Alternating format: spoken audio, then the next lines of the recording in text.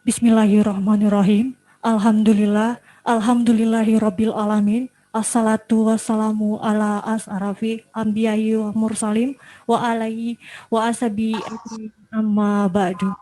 Puji dan syukur senantiasa kita hantarkan kehadirat Allah Subhanahu wa taala, Tuhan semesta alam yang telah menciptakan bumi beserta isinya, yang telah memberikan rahmat dan hidayahnya kepada kita segenap umatnya, sehingga dapat berkumpul bersama-sama di ruangan ini dalam rangka acara memperingati Isra Mi'raj Nabi besar Muhammad Sallallahu Alaihi Wasallam tahun 1442 Hijriah 2021 Masehi, dengan tema dengan peringatan Isra Mi'raj kita tingkatkan amal ibadah di tengah pandemi COVID-19.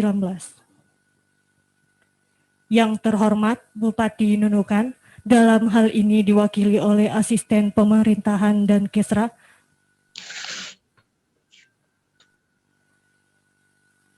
yang kami hormati Sekretaris Daerah Kabupaten Nunukan beserta unsur FKPD, yang kami hormati Kakanwil Kementerian Agama Provinsi Kalimantan Utara, Bapak Ibu beserta virtual dan tamu undangan yang berbahagia.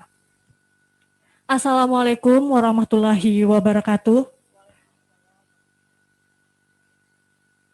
Mengawali acara kita pada pagi ini, marilah kita buka dengan melafalkan basmalah. Selanjutnya, marilah kita dengarkan pembacaan ayat suci Al-Quran yang akan disampaikan oleh Bapak Aspuri. Kami persilahkan.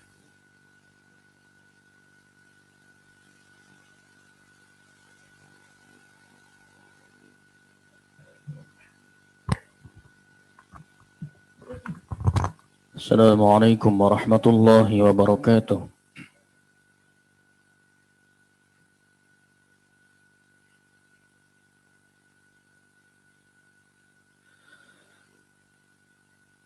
A'udzu billahi minasy syaithanir rajim.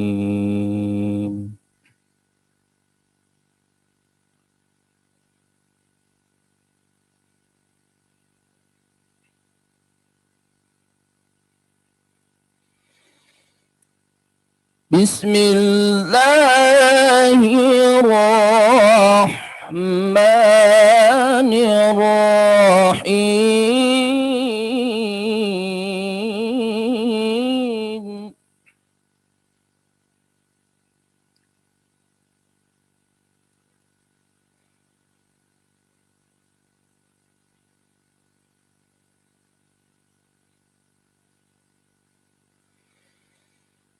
Subhanalladzi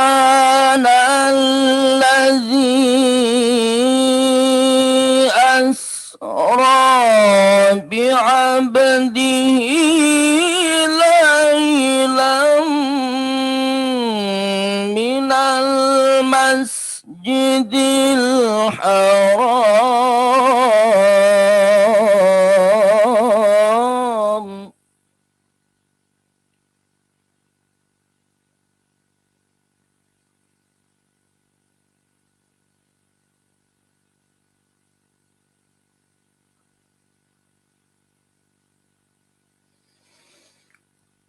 ليلا من المسجد الحرام إلى المسجد الأقصى الذي باركنا حوله لنريه من آياتنا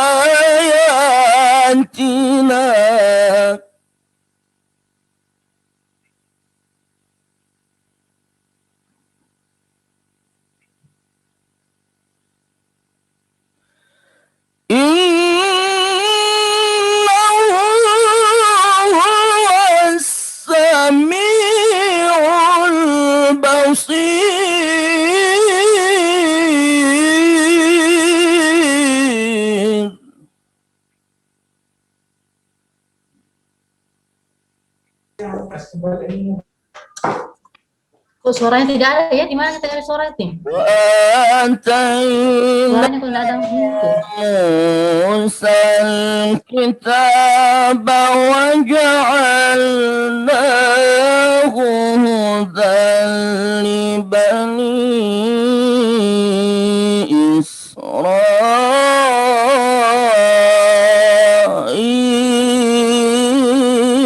إسرائيل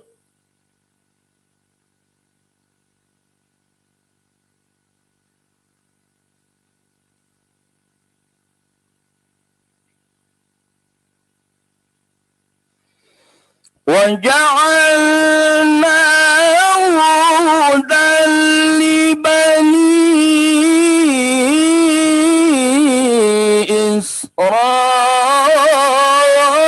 إسرائيل ألا تتخذوا من دوني وكيلا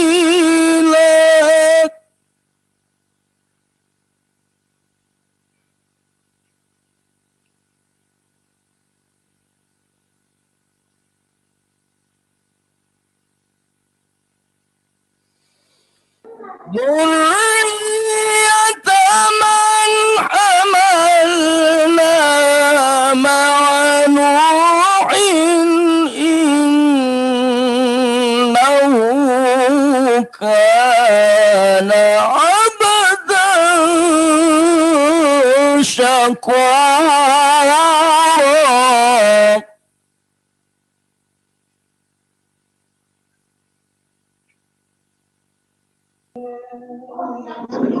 قضينا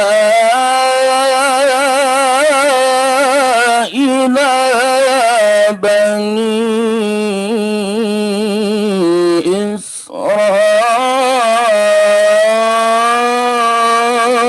إسرائيل في الكتاب لتفسدن في الأرض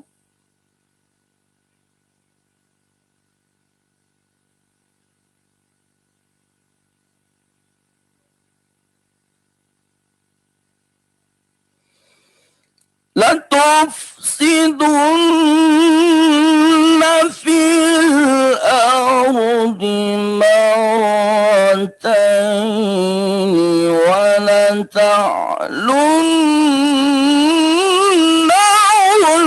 علوا كبيرا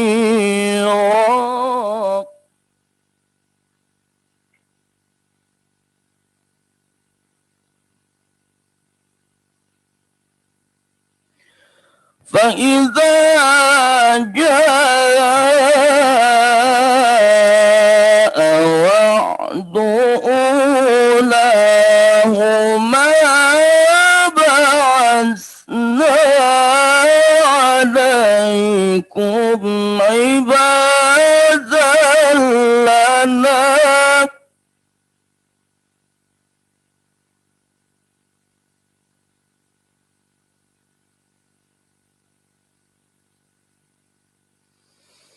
بعثنا عليكم عبادا لنا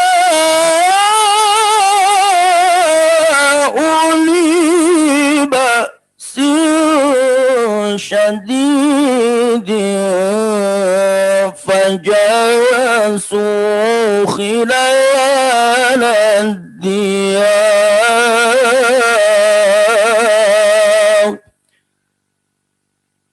وكان وعدا مفعولا صدق الله العظيم.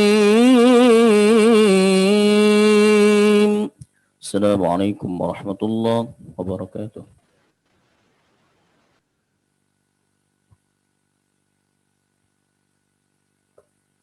Selanjutnya, sambutan Kakanwil Kementerian Agama Provinsi Kalimantan Utara kepada Bapak Haji Suryansyah SAG MPD, silahkan.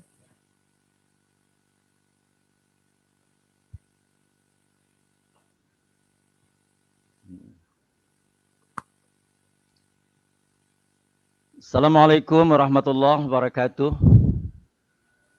Selamat pagi dan salam sejahtera untuk kita semua.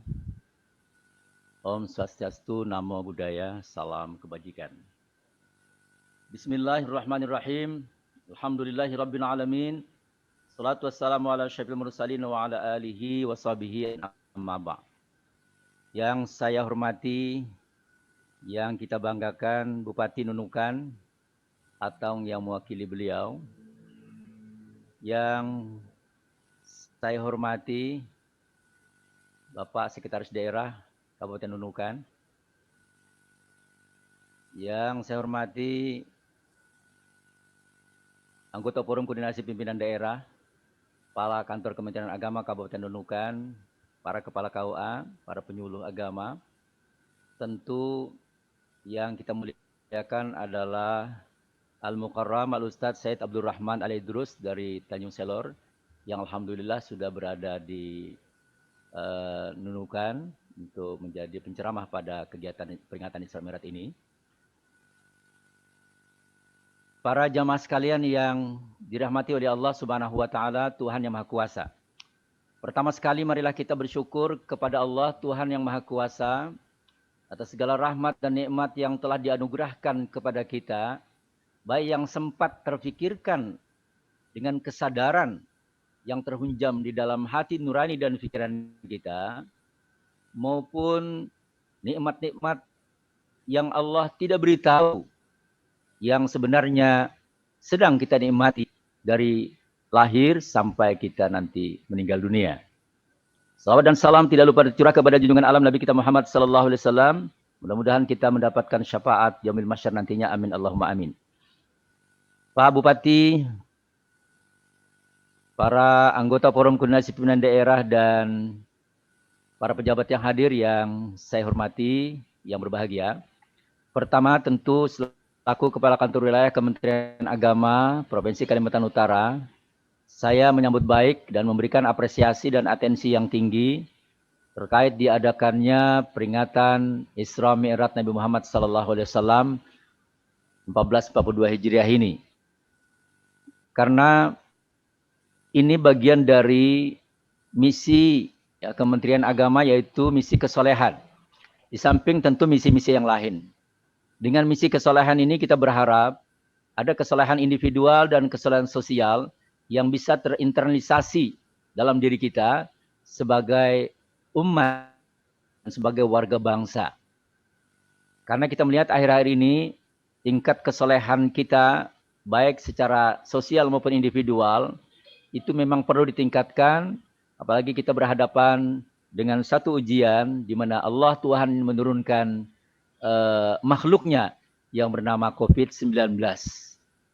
Tentu dalam melakukan kesolehan, kita berhadapan dengan ujian-ujian untuk meningkatkan nilai atau kualitas kesolehan kita itu. Ahasiban nasu ayyutraku ayyaqulu amanna wa hum la yuftanun. Apakah kamu mengira bahwa ketika kamu mengatakan saya beriman, lalu kamu tidak diuji, kata Allah dalam kalimat yang sangat retoris. Para pejabat yang hadir yang saya hormati. Yang kedua, saya juga menyambut baik bahwa mudah-mudahan dengan peringatan ini, spirit dan pesan-pesan Isra Mi'raj itu bisa tersampaikan dengan baik nanti oleh Bapak penceramah. Yang pertama tentu dalam konteks Isra Mi'raj kita mendapatkan pelajaran tentang konsep kebersihan. Baik kebersihan fisik maupun kebersihan non-fisik. Kebersihan fisik kami kira kita sudah mengerti, tapi dalam kondisi seperti ini diperlukan kebersihan non-fisik, kebersihan rohani. Mudah-mudahan dengan pendekatan peringatan Isra Mi'raj ini, kita semua dapat membersihkan rohani yang dekat dengan jasad kita, tapi kadang-kadang bisa jauh dari pikiran dan kesadaran kita. Karena dialah yang nanti akan kembali kepada Allah, mempertanggungjawab semua amalan-amalan kita di dunia. Selanjutnya, bahwa dalam sambutan ini, kami juga menyampaikan bahwa peringatan Isra Mi'raj ini juga dekat dalam konteks pendekatan digitalisasi atau IT. Saya kira peringatan Isra Mi'raj atau dengan Mi'raj, maka sebagai warga bangsa hari ini kita tidak boleh menghindar bahwa IT itu adalah nature. Karena itu maka man behind the gun. Manusia berada di pelagang senjata. Karena kebersihan dan nature IT itu tergantung kita untuk menggunakan. Hari ini bahwa informasi itu begitu overload, ya, kita tidak lagi kekurangan informasi, tapi bagaimana kita memilah dan memilih informasi yang baik untuk kemaslahatan umat dan warga bangsa. Selanjutnya, peringatan Isra Mi'raj juga memberikan penjelasan kepada kita bahwa dalam konteks dunia birokrasi, pola-pola reward dan punishment itu penting, di mana Allah memberikan reward atau penghargaan kepada Rasulnya, kepada kekasihnya, karena dia tangguh dan tahan di dalam ujian-ujian. Saya kira ini yang perlu kami sampaikan dalam konteks misi Kementerian Agama. Salah satunya adalah misi kesolehan, juga adalah misi kerukunan dan misi moderasi beragama. Kita berharap penyuluh agama tidak segan-segan dan bosan-bosan untuk melaporkan bagaimana kondisi kerukunan dan meningkatkan kegiatan moderasi beragama di tingkat kecamatan masing-masing.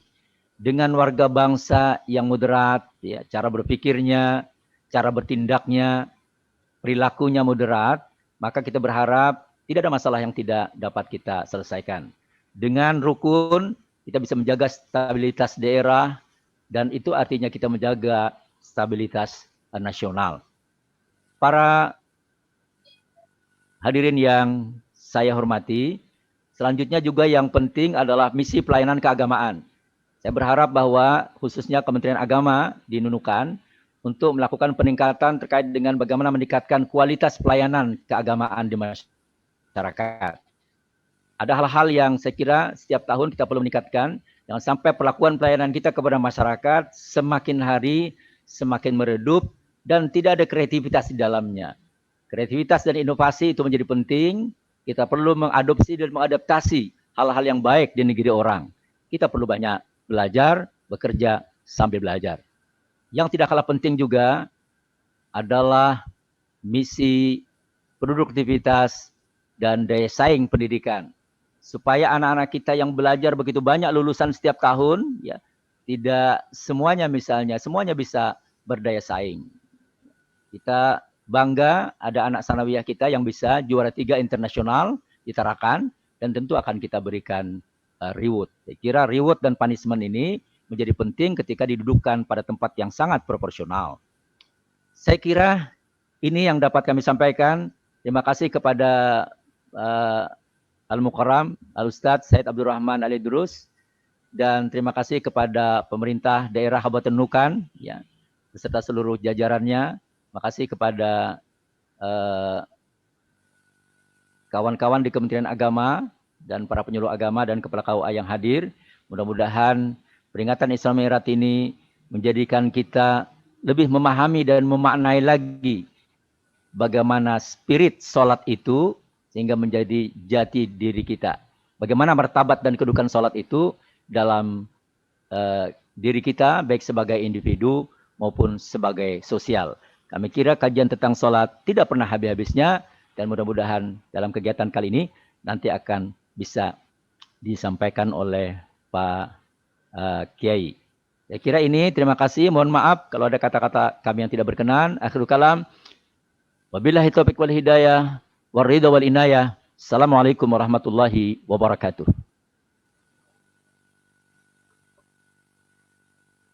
Hadirin yang kami hormati, selanjutnya kita dengarkan sambutan Bupati Nunukan yang akan dibacakan oleh Asisten Pemerintahan dan Kesra kepada Bapak Muhammad Amin SH. Dengan hormat disilahkan.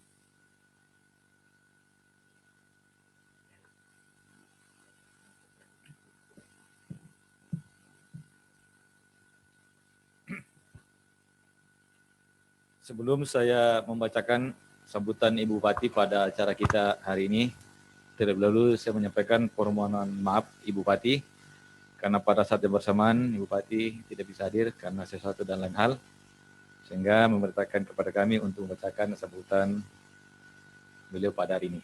Mohon izin Pak Sekda. Bismillahirrahmanirrahim. Assalamualaikum warahmatullahi wabarakatuh. Yang sama-sama kita hormati dan muliakan Al-Mukarram Al-Ustadz Sayyid Abdul Rahman Al-Idrus, pimpinan Pondok Pesantren Nur Al-Khairat, Tanjung Palas, Kabupaten Nunukan, Kabupaten Bulungan. Yang saya hormati Porkopimda Kabupaten Nunukan. Yang saya hormati Pak Sekda Kabupaten Nunukan. Yang saya hormati Kepala Kemenak Kabupaten Nunukan dan jajarannya. Yang saya hormati Kakanwil Kemenak Provinsi Kalimantan Utara.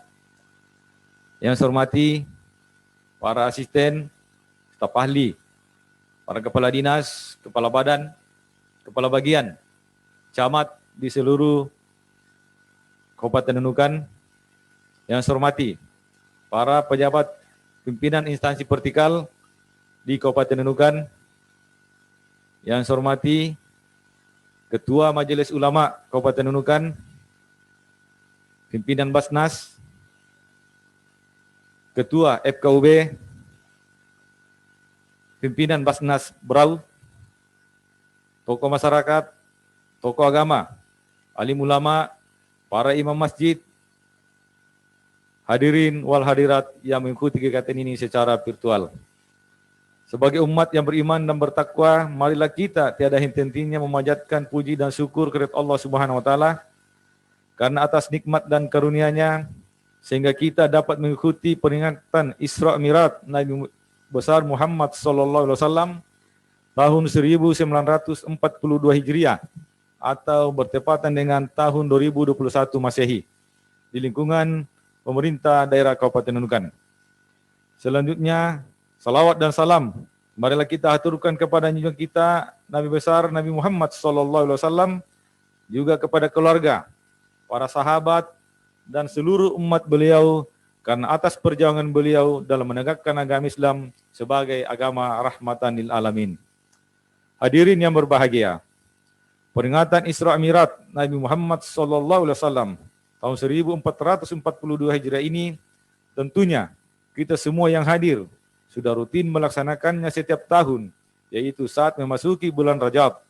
Sebagaimana kita ketahui bersama, Isra Mi'raj merupakan salah satu peristiwa terbesar yang dialami baginda Nabi Muhammad SAW, di mana melalui peristiwa ini Allah Subhanahu wa taala menyampaikan amanah yang terpenting bagi umat Islam, yaitu amanah yang merupakan tugas pokok sekaligus kunci utama keberhasilan dan kejayaan bagi umat Islam, yaitu perintah melaksanakan salat. Begitu pentingnya pesan utama yang disampaikan tersebut, sehingga menjadikan peristiwa Isra Mi'raj yang merupakan perjalanan suci Nabi Muhammad SAW dari Masjidil Haram ke Masjidil Aqsa di Palestina, kemudian dilanjutkan Mi'raj ke Sidratul Muntaha, menjadi peristiwa yang sangat agung, di mana dalam perjalanan itu Nabi Muhammad SAW memperoleh gambaran tentang kondisi umat hingga akhir zaman untuk selanjutnya memperoleh perintah salat, yaitu salat 5 waktu yang kita laksanakan siang dan malam hari. Hal ini tentu sangat berkaitan erat mengingat pesan utama dari peringatan ini, yaitu amanah tentang ibadah salat. Sesungguhnya merupakan jawaban untuk seluruh permasalahan umat Islam yang mampu menembus dimensi waktu, kondisi, dan keadaan serta perubahan zaman. Oleh karena itu, hadirin yang berbahagia, terutama kepada seluruh hadirin yang ada di ruangan ini dan yang hadir secara virtual melalui kesempatan yang berbahagia ini, saya mengajak, mari kita bersama-sama melakukan evaluasi diri bagaimana kualitas ibadah salat kita selama ini. Saya berkeyakinan bahwa sesungguhnya ada hubungan yang erat sejauh mana kualitas ibadah kita dengan Allah Subhanahu wa taala dalam melaksanakan dan mengamalkannya dalam kehidupan kita sehari-hari. Mengapa demikian? Karena di dalam ibadah salat terdapat pembentukan karakter pribadi muslim dalam bentuk nilai-nilai kedisiplinan, kepatuhan, komitmen dan integritas, kejujuran, tanggung jawab pribadi, kebersamaan dan nilai-nilai moralitas lainnya. Sehingga apabila seorang muslim atau muslimah mampu mengamalkan nilai-nilai kandungan ibadah salat dalam lingkungan keluarga, lingkungan tempat tinggal, dan lingkungan kerjanya, insya Allah akan tercipta keluarga yang sakinah, mawaddah, dan warahmah, serta dilindungi Allah Subhanahu wa Ta'ala dalam kehidupannya di dunia maupun di akhirat kelak. Amin. Hadirin yang berbahagia, begitu banyak hikmah Isra dan Miraj yang sesungguhnya dapat kita petik dan menjadikannya sebagai referensi di dalam menjalani kehidupan ini. Meskipun demikian, pilihan-pilihan itu semuanya kembali kepada kita sendiri. Dan sebagai umat Islam, tentunya kita semua mengharapkan apa yang kita lakukan dan kerjakan selama hidup di dunia ini, tentunya pahala dari Allah Subhanahu wa Ta'ala. Dan marilah kita mengamalkannya secara kafah. Bukankah kita hidup hanya sekejap dan semuanya perbuatan kita nantinya akan dipertanggungjawabkan di hadapan Allah Subhanahu wa Ta'ala. Akhirnya, sebelum saya akhiri sambutan ini, saya berharap kepada seluruh hadirin, marilah kita berdoa kepada Allah Subhanahu wa Ta'ala dengan harapan semoga negeri kita, khususnya Kabupaten Nunukan yang kita cintai, segera terbebas dari pandemi COVID-19 sehingga kita semua dapat beraktivitas seperti biasa kembali. Demikianlah yang dapat kami sampaikan. Terima kasih kepada semua yang hadir. Saya akhiri. Billahi taufiq wal hidayah. Wassalamualaikum warahmatullahi wabarakatuh. Bupati Nunukan tertanda Hajjah Asmilor Hafid SEMM. Terima kasih.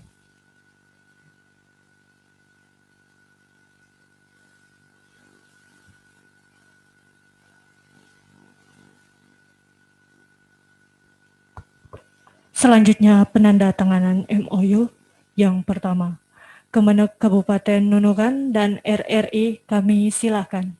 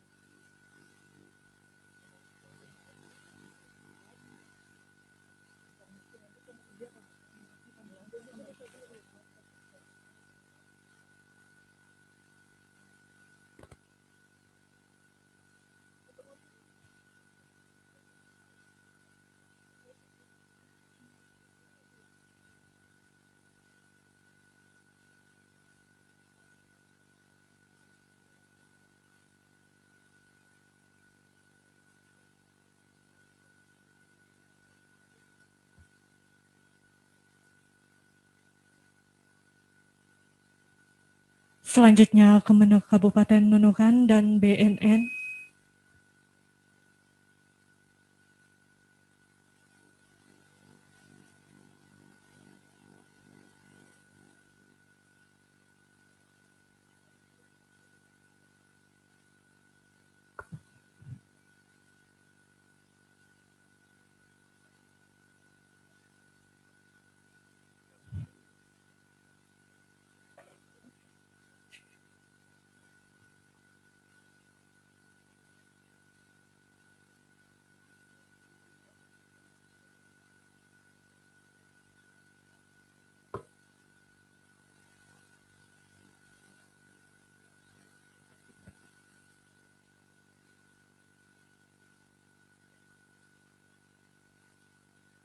Selanjutnya Kemenag Kabupaten Nunukan dan Basnas.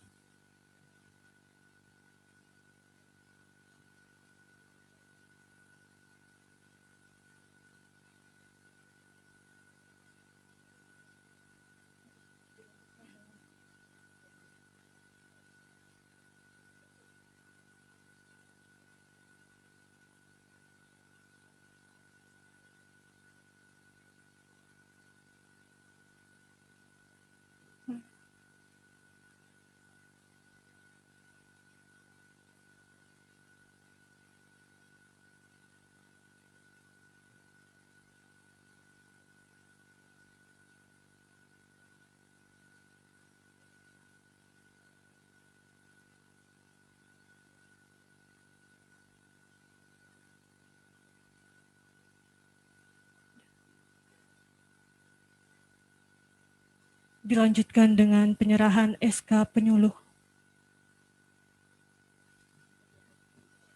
kepada Kementerian Agama, menyerahkan kepada Basnas.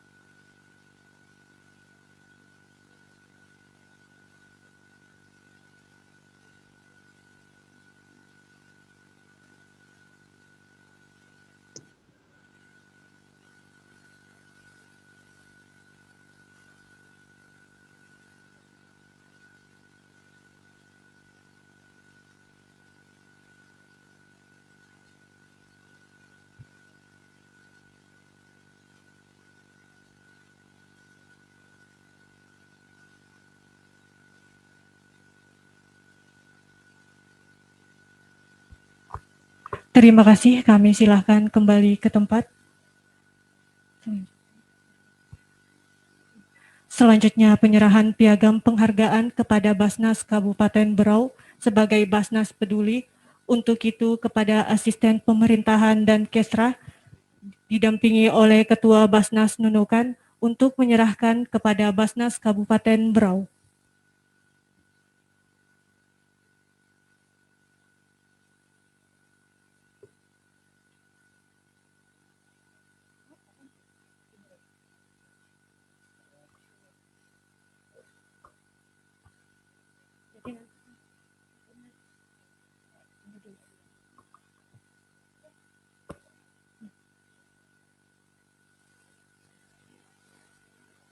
Selanjutnya penyerahan secara simbolis bantuan operasional FKUB sebesar 40 juta rupiah.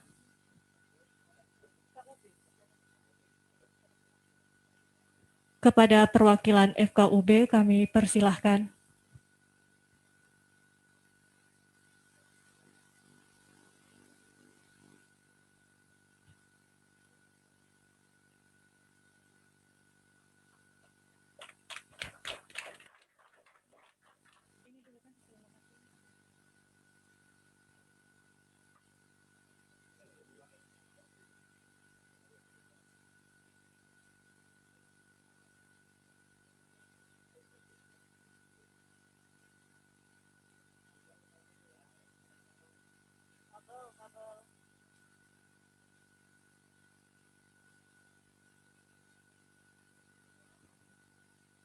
Terima kasih, kami silahkan kembali ke tempat.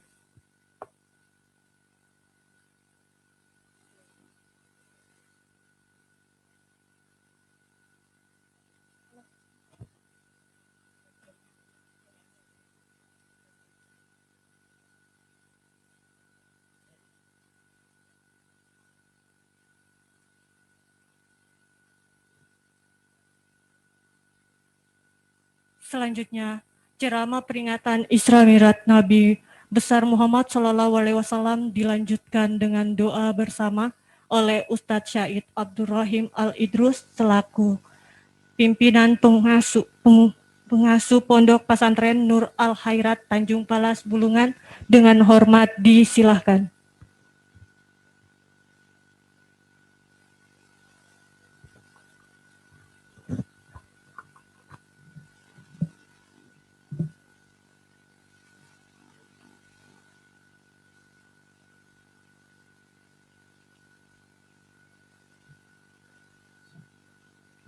Assalamualaikum warahmatullahi taala wabarakatuh. Alhamdulillah. Alhamdulillahil qail Subhanalladzi asra bi'abdihi lailan minal masjidil haram ilal masjidil aqsa. Ashhadu an la ilaha illallah wahdahu la syarika lah. Jalla jalaluhu wa ta'ala fi ula. Wa ashhadu anna sayyidana Muhammadan abduhu wa rasuluhu nabiyul mustafa wa habibul mujtaba. Allahumma salli wa sallim wa barik wa karrim ala sayyidina Muhammad wa ala alihi wa ashabihi wa man tabi'ah hudah ila yaumit talah. Wa ba'du rabbi syrah li sadri wa yassir li amri wahlul 'uqdatam min lisani yafqahu qawli. Yang saya hormati Bupati Nunukan atau yang mewakili beliau, yang saya hormati Sekretaris Daerah, yang saya hormati unsur forum koordinasi pimpinan daerah Nunukan, yang saya hormati Kepala Kantor Wilayah Kementerian Agama Provinsi Kalimantan Utara, yang saya hormati Kepala OPD dan instansi vertikal, saya hormati para asisten dan kepala bagian, camat, kepala KUA dan lurah Kabupaten Nunukan, serta para pimpinan ormas Islam, para tokoh agama dan masyarakat, juga Ketua Basnas Berau Provinsi Kalimantan Timur dan Ketua Basnas Kabupaten Nunukan serta Ketua FKUB Kabupaten Nunukan, hadirin wal hadirat, baik yang hadir di ruangan ini maupun yang mengikuti acara ini secara vertikal, yang mudah-mudahan kita semuanya selalu dikumpulkan Allah ke dalam kelompok orang-orang yang dicintainya, yaitu orang-orang yang diberikan selalu nikmat agama. Sebagaimana tadi yang dikatakan Kepala Kanwil Kemenak Provinsi Kalimantan Utara, nikmat yang Allah berikan sama kita ini saking banyaknya, mulai dari kita lahir sampai kita meninggal dunia. Bahkan seandainya seumur hidup kita ini hanya bersyukur, mengucapkan alhamdulillah selama umur hidup kita, maka niscaya nikmat Allah itu akan lebih banyak. Tapi kita dilalaikan, dibutakan oleh syaitan, sehingga seperti yang sering saya sampaikan di ceramah saya, bukan cuma melimpah kita umat Islam, bahkan menimpa umat-umat lainnya. Contoh misalnya, kita kadang kalau habis makan, ketika dapat rezeki, kita ucapkan alhamdulillah. Atau misalnya ketika keluarga kita sakit, kita bawa berobat kemana-mana, ketika sembuh kita ucapkan alhamdulillah. Padahal sebelum sakit dia sembuh, dia sehat. Itu juga nikmat, kita lupa. Oleh karena itu dalam kegiatan seperti ini, Allah Subhanahu wa Ta'ala sebenarnya menginginkan kita menjadi orang-orang yang dicintainya, yaitu orang-orang yang selalu diberikan nikmat agama. Karena Allah Subhanahu wa Ta'ala Maha Kaya, Allah membagikan nikmatnya kepada siapa saja, baik yang ahli maksiat maupun yang ahli taat, baik yang beriman maupun yang tidak beriman. Karena nikmat-nikmat itu tidak ada nilainya di sisi Allah. Tapi ada satu nikmat yang luar biasa, nikmat khusus yang Allah hanya berikan kepada orang-orang yang dicintainya, yaitu nikmat agama. Dan alhamdulillah, mudah-mudahan kita yang terkumpul di ruangan ini dalam peringatan Isra Mi'raj ini dimasukkan Allah ke dalam kelompok orang-orang yang dicintainya, yaitu orang-orang yang selalu diberikan nikmat agama. Amin ya rabbal alamin. Salawat dan salam semoga selalu tercurahkan kepada junjungan kita Nabi besar Muhammad sallallahu alaihi wasallam serta para sahabat, keluarga dan ahli warisnya sekalian. Hadirin wal hadirat yang dirahmati Allah Subhanahu wa Ta'ala, hari ini kita berkumpul dalam peringatan Isra dan Mi'raj Nabi besar Muhammad sallallahu alaihi wasallam, yang mana kita semua tahu bahwa peringatan Isra dan Mi'raj ini adalah menjemput sholat yang 5 waktu. Masih banyak lagi daripada hikmah daripada perjalanan Isra dan Mi'raj Nabi besar Muhammad sallallahu alaihi wasallam, yang bahkan kalau saya coba membuktikannya dengan ilmiah, secara ilmiah. Tapi bahkan sebenarnya para ilmuwan itu sendiri tidak mampu membuktikan kebesaran Allah. Tidak sanggup, bukan tidak mampu, tapi tidak sanggup untuk memaparkan kebesaran Allah, karena memang kebesaran Allah Subhanahu wa Ta'ala tidak bisa kita paparkan karena kita ini memang makhluk yang diciptakan serba terbatas. Contoh misalnya, kalau kita katakan perjalanan Isra dan Mi'raj itu adalah perjalanan yang ditempuh dengan jalan satu arah. Contoh misalnya ketika saya datang ke Nunukan ini, saya lewat speed. Saya cuma bisa cerita yang saya lihat di laut. Saya tidak bisa cerita karena saya tidak lewat darat. Akan beda lagi ceritanya kalau saya datang ke sini lewat darat. Begitu juga dengan perjalanan Isra dan Mi'raj Nabi besar Muhammad SAW. Perjalanan yang spektakuler itu dengan kisah-kisahnya yang luar biasa, itu yang sekitar yang Nabi lewati. Artinya itu belum mencakup alam semesta. Bagaimana luasnya alam semesta ini? Dan apa hikmah di balik Isra Mi'raj itu menjemput sholat? Padahal bisa saja Allah Subhanahu wa taala perintahkan kepada Jibril untuk menyampaikan perintah sholat. Tapi tidak. Allah undang Nabi kita Muhammad SAW dalam perjalanan yang spektakuler, perjalanan yang disiapkan oleh penguasa alam semesta. Kita semua tahu kalau ada kunjungan kenegaraan, contoh misalnya kemarin seperti Bapak Presiden datang ke Tarakan, Bapak-bapak dari TNI dan Polri pasti lebih tahu itu bagaimana persiapannya. Bahkan mungkin beberapa hari, mungkin berbulan sebelum kedatangan beliau sudah dipersiapkan. Itu perjalanan perlawatan yang dibuat oleh seorang pemimpin negara. Bagaimana kira-kira hebatnya kalau perlawatan itu yang menyiapkannya adalah Tuhan penguasa alam semesta. Nah, tentu mulai dari kendaraan, pengawalan, semuanya itu tidak akan bisa disamakan.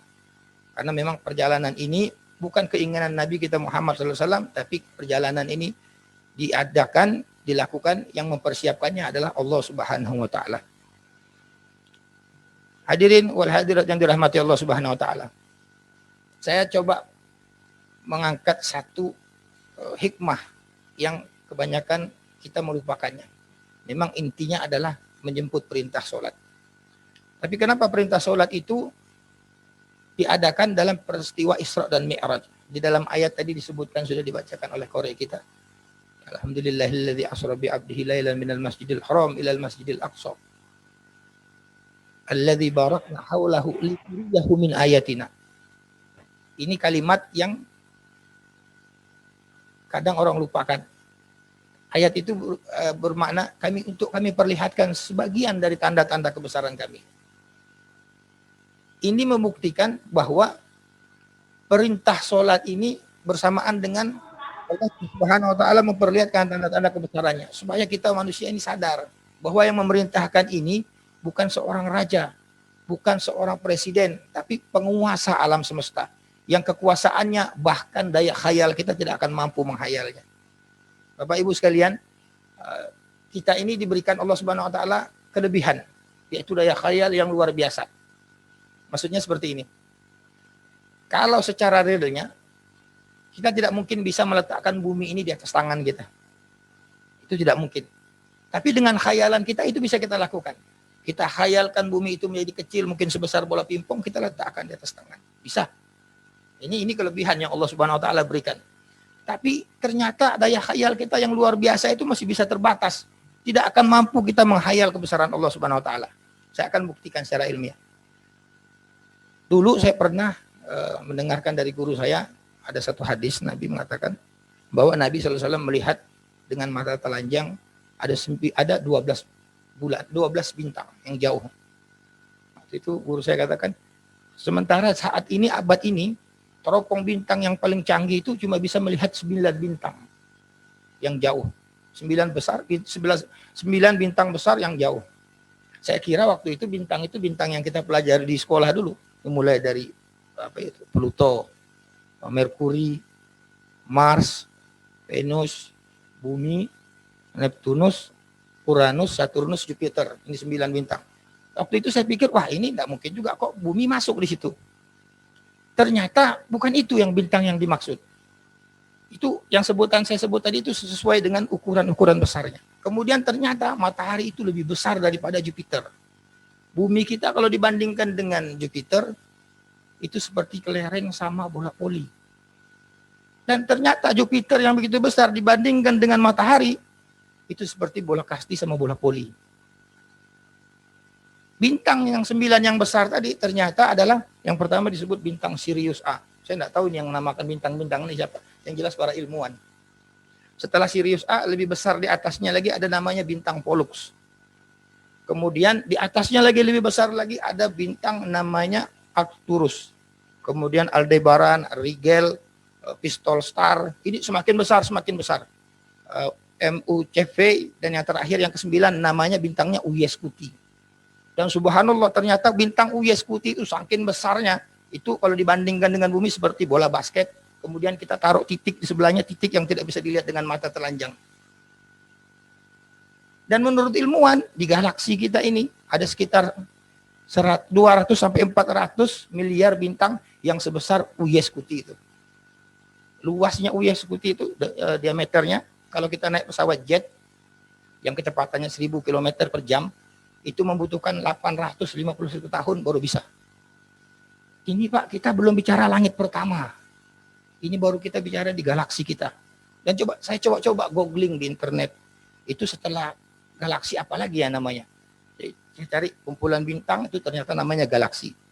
Kumpulan galaksi, rupanya kalau kita keluar itu namanya gugus galaksi. Keluar kita lagi dari gugus galaksi, namanya super gugus galaksi. Saya cari lagi, super gugus galaksi kumpulan, nggak ada sudah jawabannya. Ini artinya kita belum sampai ke langit pertama. Jadi artinya kalau kita keluar dari galaksi kita Bima Sakti ini, kita lihat cahaya-cahaya, itu bukan cahaya planet. Ternyata itu adalah cahaya-cahaya galaksi yang di dalamnya ratusan miliar galaksi. Bagaimana kebesaran Allah Subhanahu wa taala. Jadi kalau walaupun dengan daya khayal kita yang luar biasa, kita mau menghayal sampai langit pertama saja tidak mampu. Bagaimana dengan kebesaran Allah Subhanahu wa taala. Oleh karena itu ini mengingatkan kita bahwa peristiwa Isra Mi'raj ini menjemput sholat untuk mengingatkan kita bahwa sholat ini adalah perintah dari penguasa alam semesta yang kekuasaannya bahkan tidak bisa kita otak-atik dengan akal pikiran yang bagaimanapun cerdasnya. Oleh karena itu Nabi kita Muhammad SAW banyak mengingatkan kita tentang bagaimana pentingnya sholat 5 waktu dan bagaimana bahayanya orang-orang yang meninggalkan sholat 5 waktu. Dan memang tema kita hari ini sangat pas sekali, yaitu dengan peringatan Isra Mi'raj kita tingkatkan amal ibadah. Sekalipun kita sekarang ini berada di masa pandemi. Jadi tidak ada alasan sekecil apapun yang bisa menjadi alasan untuk kita meninggalkan ibadah kita kepada Allah Subhanahu wa taala, karena memang itu adalah tujuan daripada kita diciptakan di dunia ini. Wa ma khalaqtul jinna wal ins illa liya'budun. Tidak aku ciptakan jin dan manusia kecuali untuk menyembah kepadaku, kata Allah. Nah, supaya kita ini merendah di hadapan Allah Subhanahu wa taala. Oleh karena itu menjadi sebab Allah Subhanahu wa taala murka kepada hambanya yang memiliki kesombongan di dalam hatinya dalam bentuk apapun kesombongan itu, walaupun sebesar debu. Bahkan Nabi kita Muhammad SAW mengatakan tidak akan masuk surga orang yang memiliki kesombongan di dalam hatinya walaupun sebesar debu. Hadirin wal hadirat yang dirahmati Allah Subhanahu wa taala. Dalam kesempatan ini saya akan sampaikan satu riwayat tentang peringatan Rasul sallallahu alaihi wasallam akan pentingnya sholat 5 waktu, yang mudah-mudahan ini menjadi sesuatu yang merubah keadaan kita kepada keadaan yang lebih baik dan mendekatkan diri kita kepada Allah Subhanahu wa taala. Di dalam banyak riwayat, salah satunya Rasul sallallahu alaihi wasallam mengatakan bahwa orang-orang yang menjaga sholat 5 waktunya akan diberikan 5 kemuliaan. Tapi 5 kemuliaan ini komplit mulai dari hidupnya di dunia, di alam barzah maupun nanti di akhirat. Yang pertama, Allah hilangkan kesempitan hidupnya. Makanya orang kalau sering, bagaimana saya ini susah hidup, saya bilang aja sholat. Sholat itu kuncinya. Allah Subhanahu wa taala sudah jelaskan di dalam Al-Quran, yang sering kita kenal ayatnya dengan ayat 1000 dinar. Cuma sebagian orang salah itu ayat 1000 dinar ditempel di rumah. Padahal itu maksudnya siapa yang takwa, jalankan perintah Allah, Allah kasih dia jalan keluar dari urusan masalah-masalahnya. Kalau dia tidak takwa, ya dia susah. Makanya itu Rasulullah SAW katakan, barang siapa menjaga sholat 5 waktu, Allah hilangkan kesempitan hidupnya. Yang kedua, Allah selamatkan dia dari azab kubur. Yang ketiga, dia akan menerima catatan amalnya dari arah sebelah kanan. Yang keempat, dia akan meniti sirat secepat kilat, langsung sampai dia ke surga. Yang kelima, dia akan masuk surga tanpa dihisab. Di dalam riwayat lain, Rasulullah SAW mengingatkan, akan tetapi orang-orang yang meninggalkan sholat 5 waktu, Allah akan menyiksa dia dengan 15 macam siksaan. Yang 6 siksaan akan dia dapatkan ketika dia hidup. Yang pertama, orang-orang yang meninggalkan sholat 5 waktu, Allah hilangkan keberkahan umurnya. Artinya umurnya, nikmat akan dia pertanggungjawabkan di hadapan Allah, karena tidak ada berkahnya. Umurnya panjang, tapi yang banyak hanya maksiatnya kepada Allah Subhanahu wa taala. Yang kedua, Allah hilangkan ciri-ciri kesolehan dari wajahnya. Bapak Ibu sekalian, mungkin kita pernah juga mengalaminya. Ketika kita bertemu dengan orang yang baru ketemu begitu, kita lihat wajahnya, kita macam curiga, wah ini orang ini mencurigakan ini. Nah, itu tandanya ciri-ciri kesolehan wajahnya dihilangkan oleh Allah Subhanahu wa taala disebabkan dia meninggalkan sholat 5 waktu. Yang ketiga, seluruh amal ibadahnya tidak akan dibalas oleh Allah Subhanahu wa taala. Jadi mau sedekahnya, mau hajinya, puasanya, tidak akan dibalas oleh Allah Subhanahu wa taala. Karena di dalam riwayat lain Nabi kita Muhammad SAW sudah mengingatkan bahwa yang pertama kali diperiksa adalah sholat. Kalau sholatnya betul, maka yang lainnya juga akan jadi baik. Itu pula seperti itu. Yang keempat, Allah tidak akan mengangkat doanya ke langit. Banyak orang tua yang sering mengeluh, Ustaz, tolong Ustaz, anak saya setengah mati sudah saya doakan dia Ustaz. Tapi tetap juga berani melawan orang tua. Jadi saya bilang, Ibu, doakan dia. Sudah Ustaz, siang malam saya doakan dia. Ibu doakan di mana? Sampai kadang mau tidur saya doakan Ustaz. Dia bilang, doakan dia waktu Ibu sholat. Karena doanya orang tua kepada anak itu seperti doanya Nabi kepada umatnya. Nah, Nabi sholat, maka doanya kabul. Orang tuanya tidak sholat, dia tidak menyembah kepada Allah, ya doanya tidak dikabul, tidak diangkat oleh Allah ke langit, tidak diijabah oleh Allah Subhanahu wa taala. Orang tua yang suka mendoakan anaknya tapi tidak sholat, nanti dibalas anaknya. Anaknya juga mendoakannya, nanti bukan waktu sholat. Di mana? Dia doakan di internet, di status FB-nya, di status Facebook-nya. Doakan orang tuanya. Akhirnya orang tuanya bilang, anakku jangan kau doakan aku di internet. Kau itu lahir bukan aku download dari internet. Gitu. Nah, tapi itu memang kesalahan dari orang tuanya juga. Oleh karena itu orang yang meninggalkan sholat 5 waktu, yang keempat, doanya tidak akan diijabah oleh Allah Subhanahu wa taala. Yang kelima, dia akan dicerca oleh seluruh makhluk. Setiap makhluk yang bertemu dengan dia mencerca dia, mencaci dia. Jadi orang yang tidak sholat 5 waktu itu misalnya kalau ketemu burung nih, burung itu berkicau. Dia bilang, oh nanti indahnya suara burung. Padahal dia tidak tahu burung itu mencaci dia. Itu orang-orang yang meninggalkan sholat 5 waktu, seluruh makhluk akan mencaci dia. Dan yang keenam, dia tidak akan mendapat bagian doa dari orang-orang soleh. Kita sering dengar Allahumma ighfir lil muslimina wal muslimat wal mu'minina wal mu'minat. Tapi kalau dia meninggalkan sholat 5 waktu, dia tidak akan masuk ke dalam doa itu. Karena orang beriman, orang muslim dan beriman, artinya dia menjalankan perintah Allah Subhanahu wa taala. Kalau dia tidak menjalankan perintah Allah, berarti Islamnya cuma di KTP. Itu 6 siksaan yang Allah timpakan kepada orang meninggalkan sholat 5 waktu ketika dia hidup. 3 siksaan ketika menjelang dia sakaratul maut. Orang yang meninggalkan sholat 5 waktu, dia akan mati dalam keadaan hina, kata Rasulullah SAW. Artinya dia mati dalam keadaan su'ul khotimah. Ini sudah sering mungkin pernah kita saksikan. Yang kedua, dia akan mati dalam keadaan lapar. Bapak Ibu sekalian, kalau kita bertanya sama siapa saja, pernahkah kita dengar orang bilang, oh alangkah nikmatnya lapar? Tidak ada. Pasti yang ada itu keluhan. Artinya rasa lapar itu rasa yang tidak enak. Sakaratul maut itu sendiri, saking dahsyatnya, kata Rasulullah SAW, seperti dicincang dengan pedang 70.000 kali. Sudah sakit sakaratul maut, ditambah lagi dengan rasa lapar. Ini betul-betul azab yang berlipat. Dan yang ketiga, orang yang meninggalkan sholat 5 waktu, dia akan mati dalam keadaan haus. Kata Rasulullah, saking dahsyatnya hausnya, sekalipun dia diberi minum air sebanyak air yang ada di samudera, tidak akan hilang hausnya. Kita nih, kalau haus bagaimanapun, hausnya kering leher ini, dapat air segelas saja, alhamdulillah sudah hilang haus. Tapi hausnya orang yang meninggalkan sholat 5 waktu, saking dahsyatnya, kata Rasulullah, sekalipun diberi minum sebanyak air di samudera tidak akan menghilangkan hausnya. Ini 3 siksaan ketika menjelang kematian. 3 siksaan lagi ketika di dalam kubur. Yang pertama, orang yang meninggalkan sholat 5 waktu itu, Allah Subhanahu wa taala persempit kuburnya. Saking sempit kuburnya, bersatu tulang rusuknya, saking sempitnya, bersilangan kata. Yang kedua, Allah akan nyalakan api di dalam kuburnya. Dan kemudian dia akan digiling di atas baranya siang dan malam. Yang ketiga, Allah masukkan ular berbisa di dalam kuburnya. Ular itu di dalam riwayat dikatakan matanya terbuat dari api, kukunya terbuat dari besi. Panjang kukunya sepanjang 1 hari perjalanan. Ini kita kalau sebut seperti ini, mungkin ada orang mengatakan, wah itu kan tidak masuk akal itu. Bagaimana bisa ular sebesar itu ada di dalam kuburan kita yang ukurannya cuma 1 kali 2 meter. Inilah yang namanya keimanan. Sama dengan ketika perjalanan Isra dan Mi'raj Nabi besar Muhammad SAW.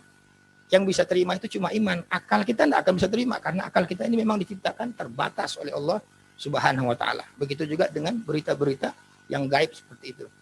Jadi dikatakan bahwa azab yang ketiga di dalam kubur bagi orang meninggalkan sholat 5 waktu, Allah masukkan ular berbisa itu, ular itu memekik dengan suaranya seperti petir. Ana sujaul aqra. Ular itu bernama, aku ini sujaul aqra. Amaroni Rabb, Tuhanku memerintahkan kepadaku untuk menderamu. Karena kau menyia-nyiakan sholat subuh, menyia-nyiakan sholat zuhur, menyia-nyiakan sholat asar, menyia-nyiakan sholat maghrib, menyia-nyiakan sholat isya. Kemudian ular itu pukul orang tadi sehingga masuk ke dalam tanah sepanjang 70 hasta. Dan dengan kukunya tadi dia congkel kembali, keluar. Dipukul lagi, dicongkel lagi, dipukul lagi, sampai hari kiamat. Sallallahu alaihi wasallam. Dan yang terakhir, 3 siksaan akan dia terima ketika dia menghadap Allah Subhanahu wa taala. Orang-orang yang meninggalkan sholat 5 waktu, ketika dia menghadap Allah Subhanahu wa taala, dia akan menyaksikan pandangan murkanya Allah Subhanahu wa taala. Makin dahsyatnya pandangan murkanya Allah Subhanahu wa taala membuat orang-orang yang sholat 5 waktu itu daging wajahnya rontok. Kita di dunia ini Bapak Ibu sekalian, kalau kita buat salah dipanggil sama atasan, kira-kira bagaimana? Bergetar, kerual keringat, orang bilang tidak keruan rasa sudah. Tapi cukup sampai di situ saja. Tapi di akhirat nanti orang-orang yang meninggalkan sholat 5 waktu, ketika dia menghadap Allah Subhanahu wa taala, saking takutnya dia sampai-sampai daging wajahnya rontok. Yang kedua, Allah Subhanahu wa taala memerintahkan kepada malaikat untuk menyeret orang tersebut dengan wajahnya yang terseret, kemudian untuk dilemparkan ke dalam neraka. Dan yang terakhir, Allah Subhanahu wa taala menyiksa orang-orang yang meninggalkan sholat 5 waktu itu tanpa keringanan sedikit. Nasallallahu wasallam. Orang-orang seperti itu hanya satu saja lagi harapannya, yaitu syafaat dari Nabi besar Muhammad sallallahu alaihi wasallam. Jadi mudah-mudahan kita ini termasuk dalam kelompok orang-orang yang diberikan syafaat Nabi besar Muhammad sallallahu alaihi wasallam, karena ada satu kelompok Bapak Ibu sekalian yang tidak akan bisa mendapatkan syafaat Nabi Muhammad sallallahu alaihi wasallam kecuali dengan satu catatan. Di dalam riwayat diceritakan bahwa di akhirat nanti Nabi Muhammad sallallahu alaihi wasallam ketika mensyafaati umatnya, sebagian sudah dimasukkan ke dalam surga. Nabi tanya lagi kepada Jibril, wahai Jibril, masih adakah umatku yang kau tinggalkan di neraka? Masih ada ya Rasulullah. Pergi lagi Nabi kita Muhammad menghadap Allah Subhanahu wa taala. Ya Allah, aku ingin mensyafaati kelompok umatku itu, diberikan izin. Berulang sampai terakhir masih ada Jibril, masih ada satu kelompok ya Rasulullah.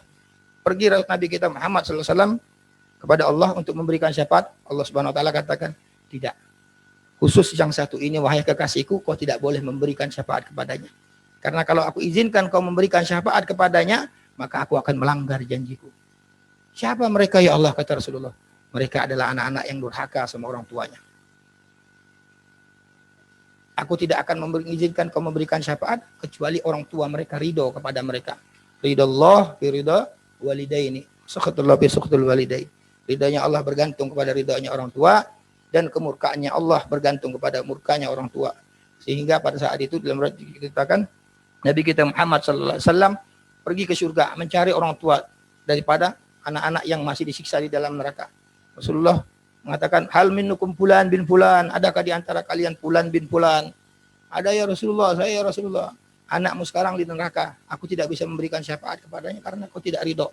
Ada yang mengatakan, ada yang meridho, iya ya Rasulullah, saya ridho. Rasulullah bisa memberikan syafaat. Ada juga mengatakan, saya tidak ridho ya Rasulullah karena kezalimannya kepadaku ketika waktu di dunia, aku tidak bisa lupa. Rasulullah tidak akan bisa memberikan syafaat padanya.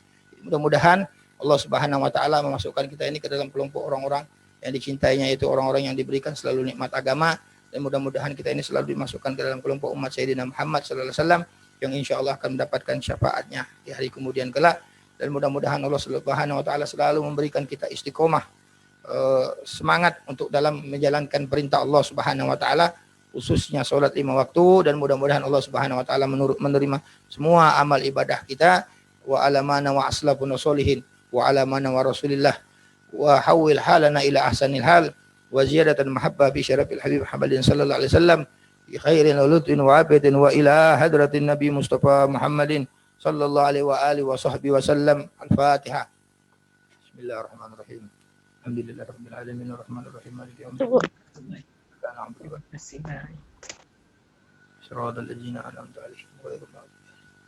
Bismillahirrahmanirrahim. Alhamdulillahirabbil alamin. Allahumma salli ala sayidina Muhammad wa ala ali sayidina Muhammad. Allahumma ighfir lana wa li walidina. Allahumma ighfir lana wa li walidina. Allahumma ighfir lana wa li walidina warhamhum kama rabbayana shaghira. Wa li jami'il muslimina wal muslimat wal mu'minina wal mu'minat al ahya'i minhum wal amwat min khiyari ummati sayyidina Muhammad ya qadiyal hajat. Allahumma inna nas'aluka salamatan wa ziyadatan fid din wa barakatan fil umur wa sihhatan fil jasad wa si'atan fil rizq وتوبة قبل الموت وتوبة قبل الموت وتوبة قبل الموت وشهادة عند الموت ومغفرة بعد الموت وعفوا عند الحساب وأمانا من العذاب ونصيبا من الجنة وارزقنا النظر إلى وجهك الكريم ونبيك الأمين يا الله يا رحمن الرحيم يا أرحم الراحمين ويا أرحم الراحمين يا أرحم الراحمين ويا راحم المساكين ويا مجيب السائلين نسألك رضاك والجنة ونعوذ بك من سخطك والنار ربنا آتنا في الدنيا حسنة وفي البرزة حسنة وفي المحشر حسنة وفي الآخرة حسنة وقنا عذاب النار ربنا تقبل منا إنك أنت السميع العليم وتب علينا إنك أنت التواب الرحيم مولانا يا سميع دعانا برحمتك يا رب لا تقطع رجانا وصلى الله على سيدنا محمد وآله وصحبه وسلم سبحان ربك رب العزة عما يصفون سلام على المرسلين والحمد لله رب العالمين تقبل الله منكم nah wa minkum taqabbal ya karim. Cukup sekian apa yang dapat saya sampaikan, mudah-mudahan ada manfaatnya buat kita sekalian. Akhirul kalam wallahu musta'an wa ilahi tiklan wassalamu warahmatullahi wabarakatuh.